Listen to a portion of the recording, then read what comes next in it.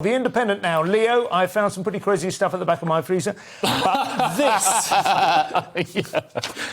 So parents have welcomed twins from embryos that were frozen in 1992. Which is just crazy. It is insane. I mean, the fact that, you know, because when I put sausages in the freezer, after a month or so, they start going all sort of spiky. And they don't work anymore. But apparently it's not the same with human eggs.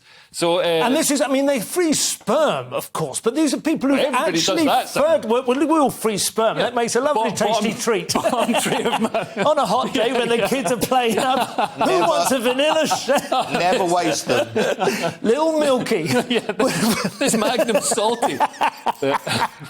Heaven is just full of all these sperm souls everywhere, and it's so sad. But these are people who have actually fertilised embryos. Yeah. Yes. And then said, right, we're never going to use these, but we'll pop these in the freezer for some other... Oh, I think they planned that they hoped they would be used one day. No, I don't think so. These people donate them to the National Embryo Donation Centre. It's a Christian organisation. I think it's about not getting rid of them, isn't it? They're a Christian organisation, so I believe they're being kept around on the off chance because it would be equivalent to an abortion, essentially. Yes, and it said when combing through egg donor databases, the Ridgeways, that's the people who took the embryos, specifically looked in a category called special consideration, which meant it being hard to find recipients for these embryos. In other words, they were rescue embryos that they went for. They went for two little embryos that have been just sat there being ignored by everyone. Their little faces so sad, and these people were like, we're not having this. And I mean, Jurassic Park mosquito in amber. It does kind of highlight just the absurdities that faith can lead you to, doesn't it? Because I'm sure they really did do this. There's lots of talk about working out God's plan and all the rest of it. Yeah. They really do believe that they are trying to coordinate their faith-based teachings from the Bible and the latest technology